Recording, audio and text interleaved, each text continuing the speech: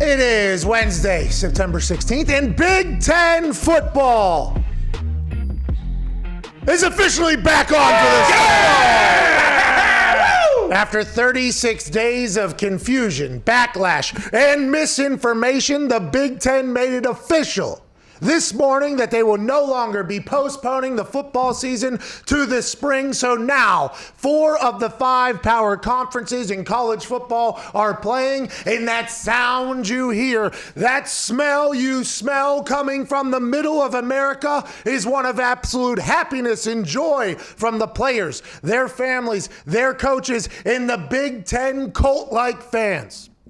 I could talk about how this is another example of the ruling class being completely out of touch with those who they are supposed to be serving. This is a tale as old as time. I could say that. I could say you can't learn self-awareness and feel for situations in a classroom or from a book, and there's no PhD in common sense. But that is not the way this situation should be talked about. This Big Ten story should be talked about in a positive fashion because for the first time in what feels like forever, a group of humans who were put into a position of power set their incredibly paramount, massive, large egos aside and adjusted their response due to the change in circumstance. For far too long, those in power have refused to do such a thing, even when it's painfully obvious that their decision is not necessarily the best one. They will sit on it until death because conviction is one of the best traits a leader can have. The ability to make the tough decisions that might be unliked by the masses, but it was a decision that had to be made to benefit the greater good is always the talking point given to those in charge when a very disliked decision is made. Now, Kevin Warren, in his first year as the Big Ten commissioner, and the 11 other presidents that voted against the football season in the fall, have listened to the masses and the world and probably the money and changed course. This should be commended and accepted and shown to the next generation as a completely great way to lead. The ability to adapt and not let your ego or pride get in the way of making something happen that everybody else seems to be able to make happen. Welcome back, Big Ten football. Welcome back, Big Ten fans, welcome back college football in a much more complete fashion. What's up, guys? So you had General Bob on earlier in the show. I caught a little bit of the interview. Pretty good victory lap Bob's taken, but you know what? I respect him deflecting all the praise. It's about the kids. It's about the parents, about everybody that put up the fight. Bob was just out there doing his little part, so I appreciate him and what he did. I knew he'd be victorious.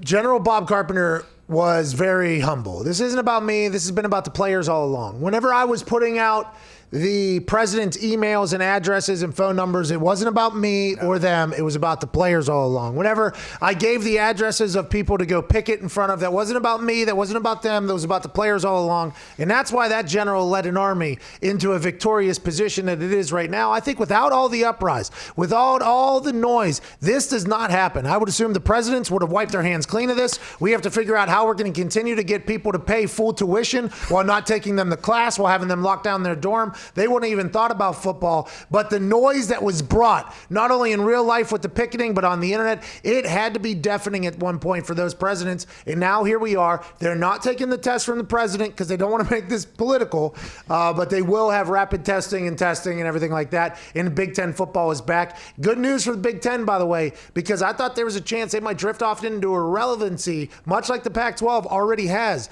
if the ACC, the SEC, the Big 12, the Sun Belt, and the American Conference was going to be able to put off a great football season, which they started just last week. Is there any way we can pop that Bob's tweet up there again? Yep. Oh, yeah. Just my favorite part at the bottom, the President Harry Truman quote. It's amazing what you can accomplish when you do not care who gets the credit. Hell yeah. Well said. Well, it's a five-star general. Funny that General Bob Carpenter said that because we actually put out a poll on who deserves the credit.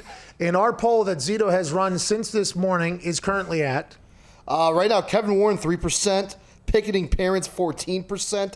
33% goes to General Bob. And then 50% Sir Yacht. Sir Yacht is the one who, the poll that Zito ran this morning on who deserves the credit for who brought the Big Ten back. Sir Yacht has been saying on like 6 different occasions that a vote was happening and they were being reinstated, but he was right this particular time. They are back. Shout out to Sir Yacht for keeping the optimism going and the feel on the internet that it was coming back. And shout out to General Bob Carpenter leading an army of humans into full riots almost to get football back. But once it got to the point where College Game Day was on location and the Sun Belt was playing games and Austin P was able to play and high schools all over Midwestern Big Ten states were packed out in their stadiums, it was only a matter of time, I think, until the Big Ten had to face the music and say, hey, you know what? We got to about face on this thing. And by the way, I respect it. I respect people in power who normally have large egos, because if you're the person making a decision over thousands of people and millions of dollars lie on your desk and on your shoulder, I would assume that you have to have some sort of arrogance and some sort of ego whenever you're doing that. For them to swallow that, look at the current circumstance, see everybody else being able to successfully do it, realizing like, well, if they can do it, we could probably do it, and about facing it, I think that's actually a little bit commendable. And shout out to the Big Ten giving themselves only 8 weeks to complete an 8-week season, no buffer time at all. They're doing it like, hey, we're going to do it, but we'll see if it works. We're going to give you 8 weeks, whatever it is. Congrats to the Big Ten, I think, AJ. I agree. Congrats. And people, they use politicians a lot of times as an example of, hey, you can't be a flip-flopper. Like, oh, what do you mean? You voted this way, and then 2 years later you voted this way. Oh, or did you support this, and then all of a sudden you don't support it? But I think there's nothing more powerful and nothing more sometimes like when you remove your ego completely and you say, you know what? I was presented with new facts. I was presented with more information. And the biggest thing now, it sounds like, is they're presented with these instant tests that can do it in 15 minutes or whatever. And they can get them, not from the president, cool, whatever, keep it non-political. We're okay with that. Yeah, it's but 2020, I think to make the decision and admit, hey, there was a mistake earlier. Now, I'm sure they're not saying this was a mistake. They're saying now I was presented with more information. We have better science now. But either way, they could have easily sat there and be like, well, nope, we made the decision. Decision's final. But no, I'm glad because of everyone pushing back. They went and they had to get together and they figured it out. And now we'll see if it actually works, but at least they're going to give it a shot. I agree with what you said there. Whenever facts roll out or situations change, you're allowed to change your thoughts and opinions on things as you learn more. I agree that is very powerful. But if I'm Iowa, Nebraska, and the Ohio State, I'm peacocking all around the Big Ten conference today. Yeah. I'm like, yeah, we know it. Hey, yep, this is what we've been. By the way, you remember, Kevin Warren, when you wanted to be the first one out to make a decision, you're like, the ACC is going to follow us, and they didn't. We're like, well, this is stupid. We shouldn't even be voting right now. We should just wait until we can learn more. And we've been right all along. It's hard not to peacock, I'd assume, if you're at the top of that bad boy and you were the ones that made the decision early that we're going to play football again. Yeah, most likely. They should have just waited. Why didn't they just wait until now to make a decision or wait until August 25th? And I said this in the leadoff. AJ, you can't get us common sense in a classroom.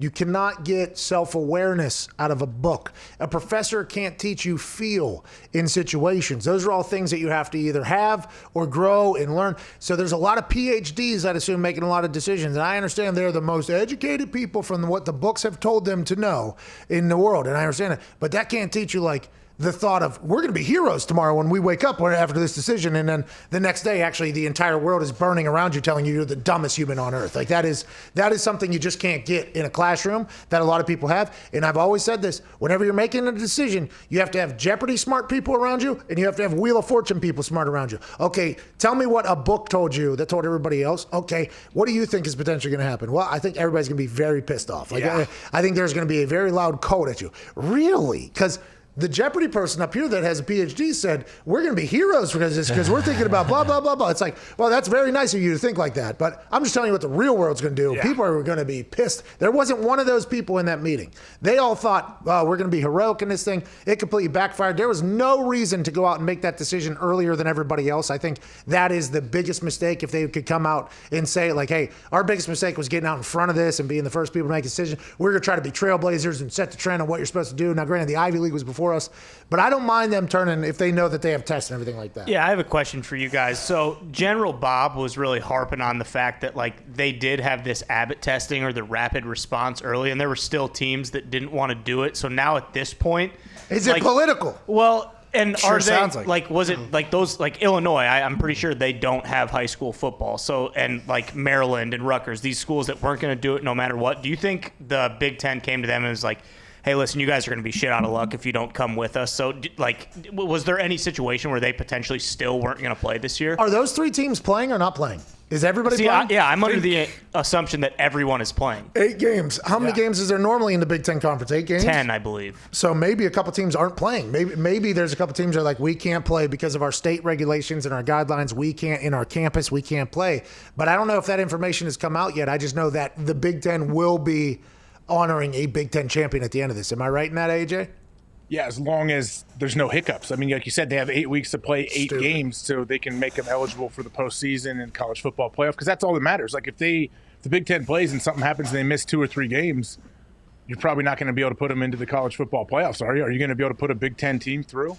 And by the way, I think we talked about this earlier. I think the Big Ten playing, even though it's a month and a half from now, which I guess because you got to get past the initial massive spike in positive tests that's going to happen for every team that goes back. There's going to be massive tests, and I assume the media is going to be like, we have 45% of the Ohio State Buckeyes tested positive and aren't even allowed in the building and all that stuff. That's going to happen. I think that happens in a lot of places. They've been working. Like, they haven't really stopped coming into the facility, though. Haven't most of these teams still been at least working out together? I have no idea. We've heard a couple teams. It hasn't been every team. I don't think that is well known that every team has done that. Let's just assume, though, that the reason why it's not starting until October 24th is there's a COVID positive test response reaction period, whatever that's going to be, 2 weeks probably. So then that takes you to a month before then, and then they want a month to ramp back up, I'd assume. And you could probably cut that down to 3 weeks, 2 weeks, or whatever. If you want to give yourself a bye week even, or maybe a little buffer, they decided against it. But hey, they've changed their decisions before, and I'm not mocking them for it. I'm just saying there's a chance we maybe get it a week earlier, maybe the 17th instead of the 24th. Maybe give yourself a little bit of a wiggle room, I believe is what it's called, just in case old COVID comes running wild on you, brother. I believe all teams are playing, and from the AD from Purdue said the schedule will come from the original 9-game Big Ten schedule. They're just going to have to drop one of those games. All right. Well, if I'm any other team other than Ohio State, I'm trying to drop Ohio State, and I'm trying to add Rutgers. Rutgers might have 14 games this fall.